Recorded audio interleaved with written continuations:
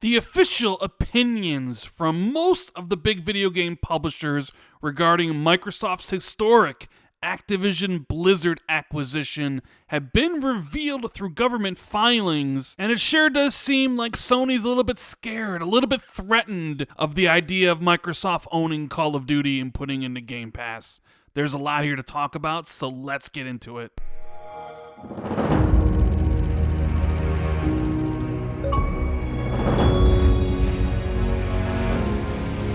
What is going on, everybody? It's Randall Thor 19, the man with the million, back again with another video.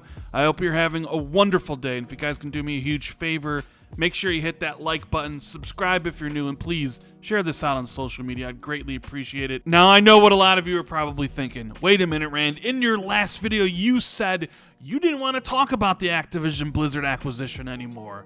It was boring. You know what? And I 100% stand by that. It is boring.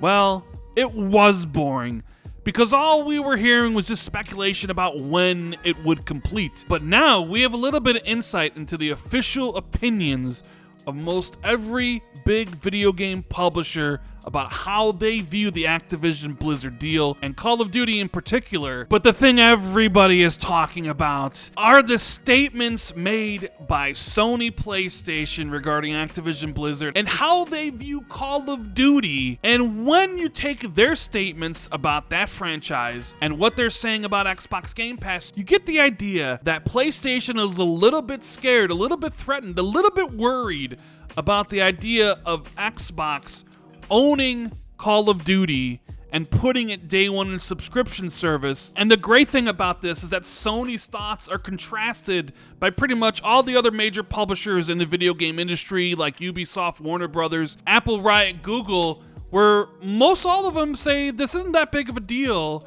and that competition exists. Call of Duty has plenty of competitors in the space. And it's really funny when you compare and contrast their statements to Sony, who's kind of almost freaking out to a certain degree because Call of Duty is this irreplaceable franchise in their eyes. And it's just really cool information to see. Normally, we don't hear about this stuff. Now, a lot of this information comes to us from Reset Era thread, where the official opinions from Sony, Ubisoft, Warner Brothers, BN, Apple, Riot, Google, and more about the Activision Blizzard acquisition were revealed and official filings in Brazil, because the Brazilian regulatory board basically asked all the players in the market how they felt about the Activision Blizzard deal. They asked a whole bunch of different questions, and because they're very forthright, all these answers to these questions were posted online for anybody to read. So this is where all the fun comes from. In its questionnaire answers, Sony calls Call of Duty, quote, an essential game, a blockbuster, a AAA type game that has no rival. Now that is a quote that Microsoft should use whenever this deal finally gets done. They should run ads for Call of Duty that basically say, an essential game, a game that has no rival dash PlayStation. Because it's true, they're saying this publicly, at least the Brazilian board, and it really paints this picture that Sony views Call of Duty in the utmost regard. Sony goes on to say, quote, according to a 2019 study, the importance of Call of Duty to entertainment in general is indescribable.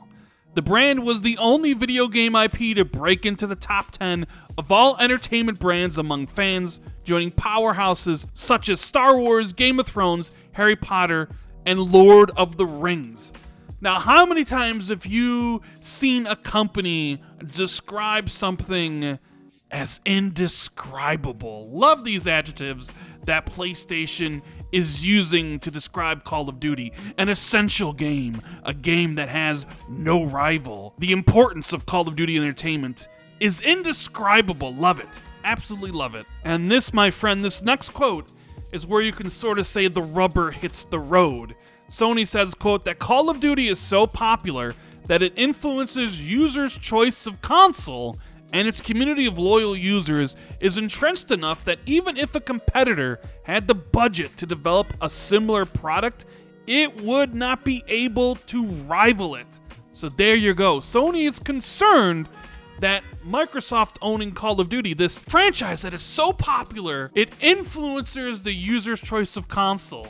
They're a little bit worried that if Microsoft gets their hands on it, puts it in Game Pass, that instead of those users buying PlayStation 5s and becoming PlayStation fans, suddenly those users might buy Xbox Series X's or Xbox Series S consoles. Hell, can you imagine a bundle in the future with an Xbox Series S bundled with the latest Call of Duty for $199 for the holidays?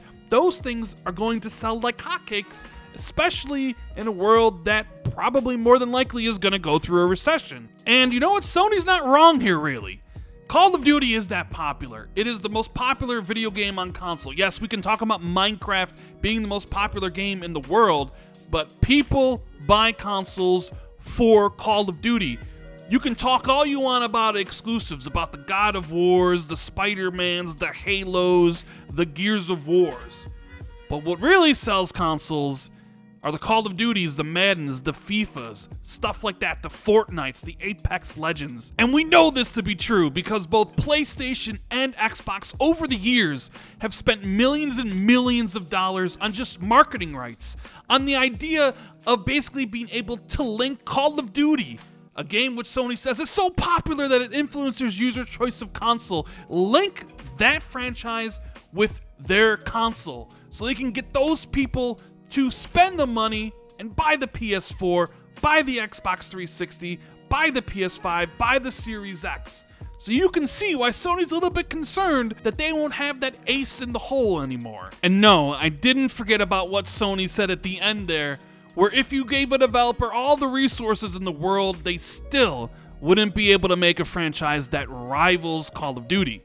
Because then Sony went on to explain how the huge resources Activision puts behind Call of Duty are the core reason why it believes the FPS series is unlikely to be rivaled by a competitor. Quote, each annual Call of Duty release takes around 3 to 5 years to develop. As Activision releases one Call of Duty game per year, this equates to an annual investment of hundreds of millions of dollars. Approximately 1,200 people work on each version, and another 1,500 are involved in publishing and distribution. Thus, Call of Duty alone has more developers than most game companies employ across its entire development portfolio, including AAA studios.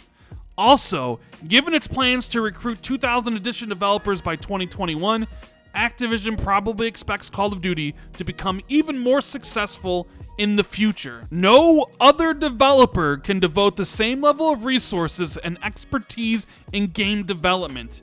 Even if they could do that, Call of Duty is overly entrenched so that no rival, no matter how relevant they are, can catch up. Sony then went on to note that Call of Duty has been the top-selling game for almost every year for the past decade, and for its genre, quote, is overwhelmingly the best-selling game. It is synonymous with first-person shooter games and essentially defines that category. And when you read through all these quotes, you see just how much Sony values Call of Duty. They view it as a behemoth. They say that it has no rival, that no other developer, given all the developers and all the money in the world, could create a franchise to compete against it. It's the best-selling game for the past decade, and people buy consoles in droves for it. So yeah, it's worrisome to Sony that Microsoft is going to control Call of Duty. They're just protecting their business interests talking about this, and it's really contrasted because all the other publishers out there are being like,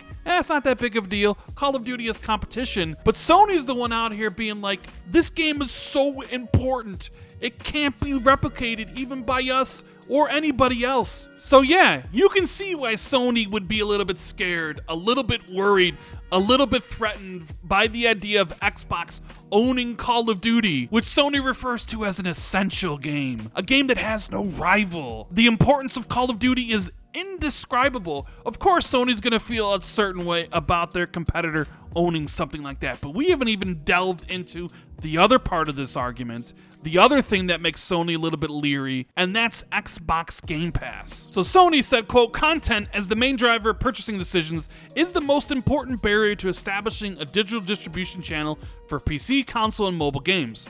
A successful digital distribution channel will need to offer a wide range of differentiated content, like different genres at different prices. Quote, one of the reasons why Microsoft's Game Pass has grown so quickly, that's why since 2017, Microsoft has acquired several third-party studios, including Double Fine, Obsidian Entertainment, Ninja Theory, and Bethesda, and added their content to Game Pass. Such acquisitions have given Microsoft a greater mass of content, even without Activision's games. Adding Activision games to that content would represent a tipping point. And when I read that last line, I almost get the sense that Sony's screaming into the void, it's not fair. And this, my friends, is where Sony shows their cards, because they agree that subscription services compete with games purchased for a one-time fee.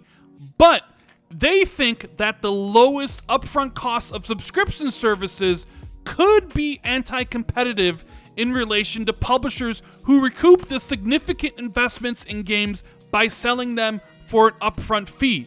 They also think that this could harm consumers by reducing the quality of the games. That's the entire argument. That's why Sony is scared. That's why Sony is threatened. That's why Sony is worried. They're making the argument that Microsoft selling Game Pass for the low price of $10 a month and including their first-party titles, which would essentially include Call of Duty, a game that has no rival, a game that is essential. We've gone through all the adjectives. You get what I'm saying. That is anti-competitive in relation to Sony themselves, who recoup their investments of the hundreds of millions of dollars they spend on stuff like Spider-Man 2, Wolverine, Last of Us Part 2, God of War. You get what I'm saying. They're selling those games for $70, and Microsoft essentially selling those games in a subscription service for a la carte for $10 could be anti-competitive in the future. That's the argument Sony's trying to make. Now, they go on to say that over the past 5 years, Game Pass has grown to capture approximately 60 to 70% of the global subscription services market. The market share is even greater in Brazil, where Game Pass represents approximately 70 to 80% of the PC subscription services market. And Sony believes that it would take several years for a competitor, even with substantial investments, to create a rival effective for Game Pass. You know, just as an aside, it's kind of funny reading how Sony views Call of Duty and how Sony views Xbox Game Pass in relation to the PlayStation fans on Twitter who say Call of Duty doesn't matter anymore and that Game Pass is a big, huge failure, right? But then you actually get how Sony feels about it, and you get the sense that they're threatened and scared, which goes to show you that a lot of fanboys just don't have any sense.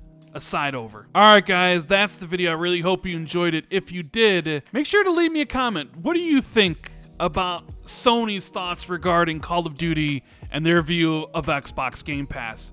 Make sure to tell me in the comments below. Hit that like button if you enjoyed the video. Subscribe if you're new. Share this out on social media. Thank you guys so much for watching the video. I truly appreciate it. And I'll see you in the next one. Later.